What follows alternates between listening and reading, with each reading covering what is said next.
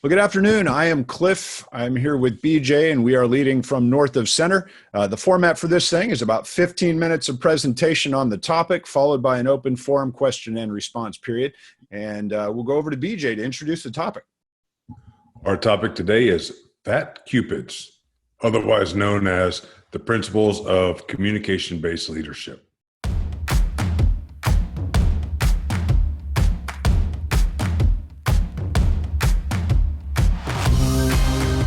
Any good leader has a solid sense of their own principles. Even if you hadn't taken time to sit down and write it down, you kind of know who you are.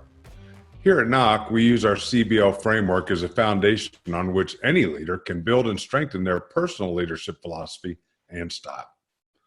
That framework includes 9 guiding principles. We encourage people to use them as a starting point and modify them as you'd like. Now, our approach to principles is a bit unique relative to some other models. Rather than using them as a checklist of ways that a leader should behave, we look at them as a set of sort of weights that you put on the scale. So they're a guide, not a trap, that leaders can use to balance against one another, not against one another in the leaders, but can balance the principles against one another based on the situation that you're in. Now, another unique feature of the CBL principles is that communication includes verbal and nonverbal activities. So in fact, upwards of 90% of communication is nonverbal. So each principle in the CBL framework, this list of fat Cupid's words that we're going to give you, has both a words and a deeds aspect. So with that lead in, let's get right to it. First off, free flow of information. You might want ask yourself, you might ask us, why not transparency? First off, if you use these principles and use them as your guide, you're going to find that following them kind of makes you transparent to a degree. But also, the word transparency is kind of a passive word. And we want information flow to be an activity that happens between people. Now, the second principle in Fat Cupids is accuracy. Now, often I'll hear folks say, hey, it's important that we stick to the truth, tell the truth, be truthful. Truth tends to be relative. There are a couple of them that are firm. In fact, we've identified 4 enduring truths of communication-based leadership. That's a discussion for another time, but we focus in on accuracy rather than truth. And the idea here is make sure you get your facts right and explain your own actions in an accurate way. And then we advise folks, when you're applying this principle, when you're committing yourself to being accurate to the best degree you can, don't guess or speculate. It's just way better to say, I can't confirm that right now, but I'll get back to you, than it is to say something that needs to be corrected later. And I get the good fortune of talking about timeliness. This is one Cliff and I could probably do a 12-part series on because there's so many pieces to timeliness. First off, let me tell you, we don't mean fast. Timeliness means on the right amount of time. I'm reminded of Herm Edwards. He's an NFL coach, or used to be an NFL coach, kind of a famous broadcaster now. And he would always sit in front of the new rookie class for the NFL. And as they're giving their financial class and everything else, he says, you've got all these opportunities right at your fingertips and at your phone, and you can respond to a tweet or an email. And his famous line was, don't hit that button. Do not hit send.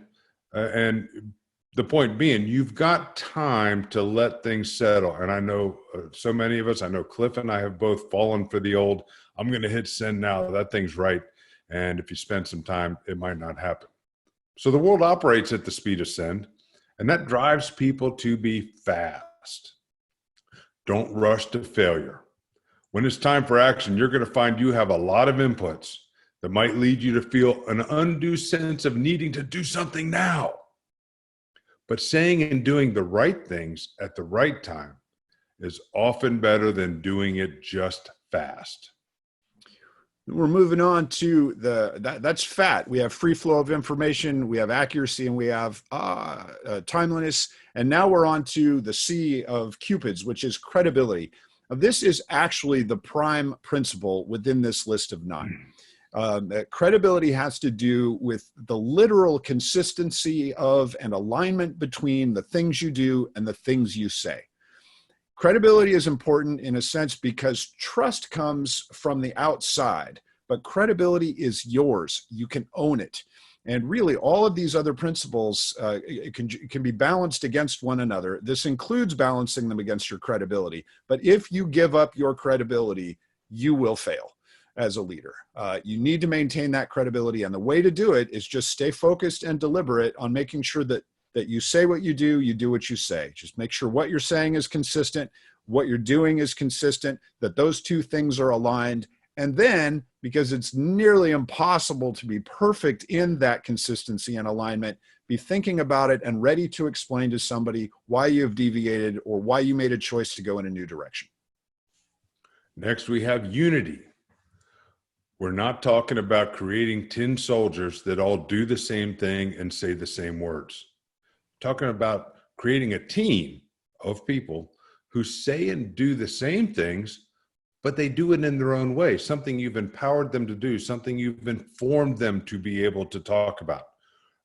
As we say all the time, your people will talk about you 24/7, online, in the backyard at a picnic. And if you've kept that unity of message, then you'll kind of know the kind of things that they're talking about.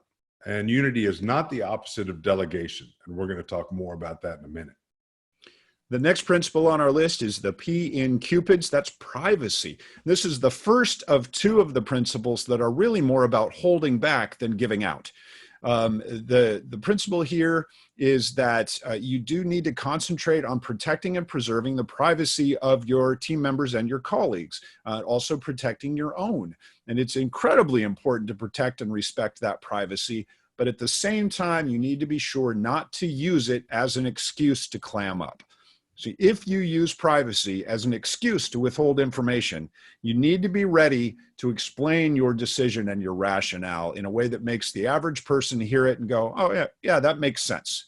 And there are times when your answer to a question or the action you will take will have to be based on the need to protect someone's privacy. And you may find yourself saying, I understand you really want that information, but it would be inappropriate for me to share it because it would violate the privacy of my colleague, my coworker, my best friend, whatever it is.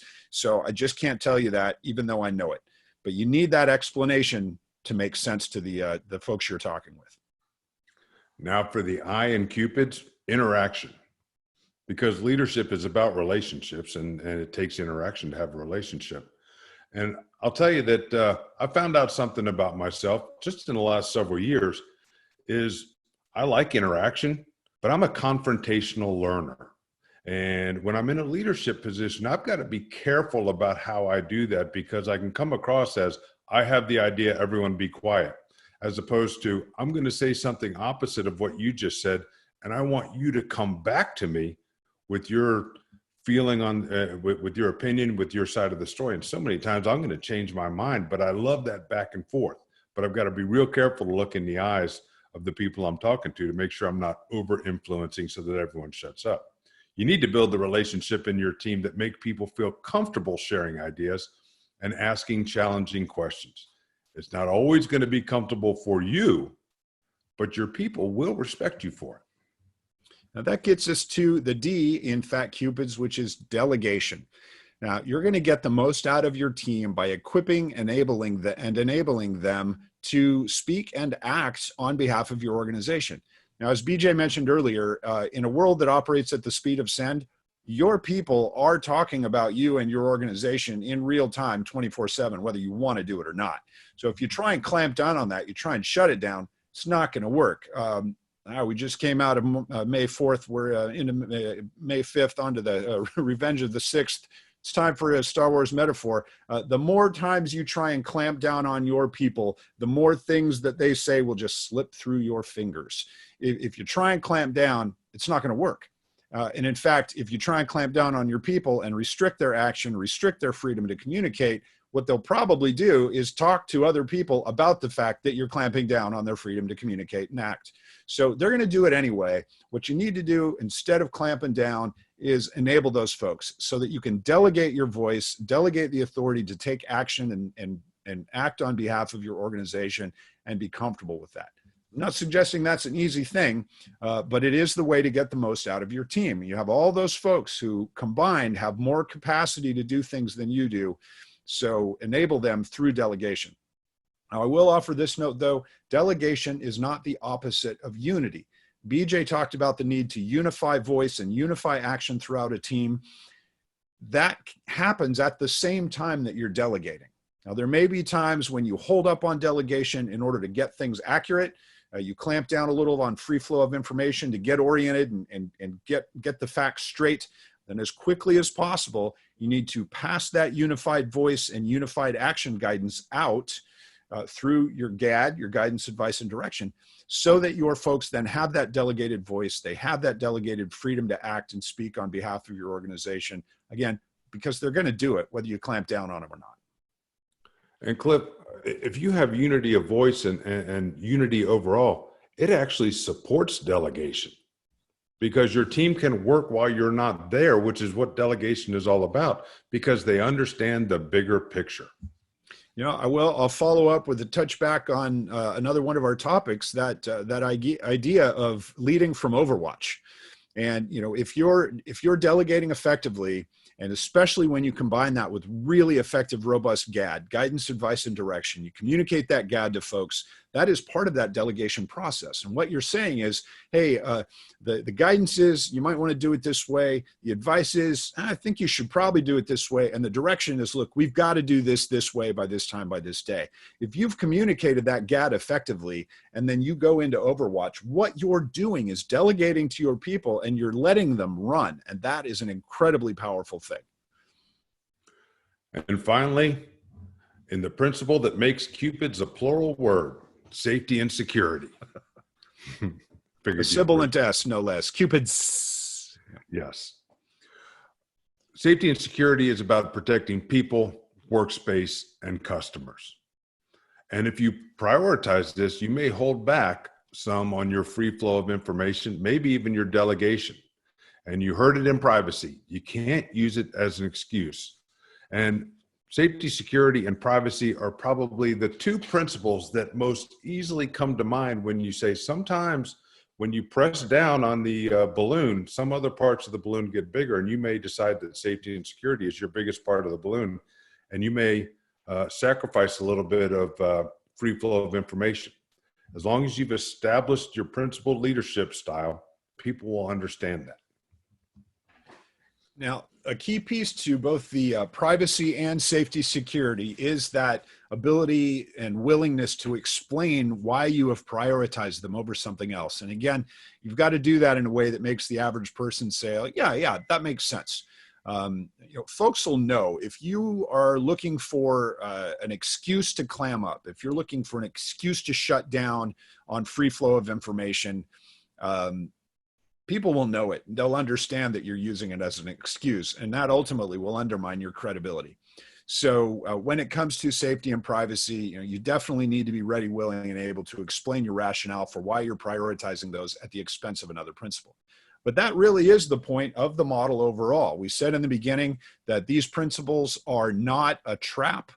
They're a guide, and they're sort of weights on a scale. So the way to work through this process model, or through the communication-based leadership framework as a process, would be to use these principles to help guide your decision-making as you move along. So you have each of these principles. You can just go through the checklist, and it's really easy to just use Fat Cupids as your guide. Although, again, credibility is the prime one. It's right in there in the middle of that, just because Fat Cupids is a handy, easy acronym to go with. But what you need to do with these to put them into motion is go into any given situation, go through this checklist of principles, not as a trap, again, but as a guide, and say, well, where's the give? Where's the take? Which needs to be my priority at any given time and in any given circumstance? And then the key piece of this is be ready, willing, and able to articulate, to share why you have sacrificed one principle for the primacy of another at a certain place. It's a balancing act. It flat out is. You have to have give and take in these principles. And additionally, you can take some of these, fold them, spindle them, make them into a funny hat. You can add other principles to it. We use this as a foundation on which people can build. It's the list we start from, but there are other principles you might draw into your personal leadership philosophy. The core concept that we do emphasize for anybody who's working under a North of Center coach or consultant is You need that set of principles, and think about them in terms of balancing them against one another rather than in absolute terms of I've gotta. All right. So to recap the Fat CUPIDS acronym as we roll in with 20 seconds to 15 minutes, that's not bad. We have Fat CUPIDS. Both, all of these principles have both a words and a deeds aspect. That's the driver of communication. It involves everything we say and do. That acronym list is free flow of information, accuracy, timeliness. There's your FAT. And then on to CUPIDS: credibility, unity, privacy, interaction, delegation, and safety/security. Remember, it's a trap. It's not a guide. It's not a gotta-do checklist. It's 9 principles to balance against one another based on circumstances. And with that in mind, we're going to do what we always do at the end of these things. We'll take about 5 deep breaths. We'll allow some time to go to questions. If you have any questions, hit them with us, and boom. All right. I see from Sarah Becca, it says, I really like the tie-in to Gatto. That's really helpful. Awesome. Cool. I hadn't really thought through or about all these principles flowing together.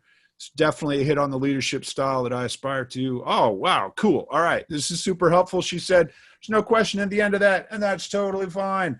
We're all good with affirmation. With that said, though, having seen that pop up, I will go ahead, take a few breaths. We'll have our producer put the Jeopardy music in production, and let's see if any other questions come up. And while we're waiting, Cliff, I want to make sure I get this right. It is a guide, not a trap. I think you might have said that the opposite. Did I flip it at one point? All right, cool. This is a trap, not a guide. Damn it. Wow, yeah, it's a trap. That's the Star Wars trap in my mind as I'm talking over our own 5 minutes of breathing. Yeah, it is a guide. It gave us 5 seconds of breathing. It's a guide, not a trap. It's a guide, not a trap. Absolutely. Good catch, BJ. Thank you. I also noticed the airplane reference. Which one was this? You can make it into a hat. Oh, right. Yes. I want to know everything that happened from the beginning. Well, first the earth cooled. We'll stop there. Like it was in the beginning, remember? And we'll go to an invitation. You can learn more about Fat CUPIDS and the communication-based leadership framework by visiting us at northofcenter.com. You can also hit us directly at reachnoc@northofcenter.com for email. That's reach, NOC, at northofcenter.com. You can drop us a line there with any questions that you do come up with, thoughts, requests for guidance, anything like that. We'll be happy to give you an email response. We'll be happy to set up some time. Set aside, 45 minutes or an hour or so to just chat with you, get a sense of what's going on with you, and offer some other tools and perspective that may be helpful. Well, that's a wrap for today. As always, we appreciate you investing your time with us here at North of Center. If you enjoyed the discussion and found it valuable, keep on coming. And if you would, please spread the word about us to friends and family who might be interested in hearing about these fun topics. And of course, you can register for future Leading from North of Center webinars through the resources tab on our website. We'd love to see you there, but that's all for now. So from our family to yours, please stay safe, stay healthy, and stay connected. We'll see you next time.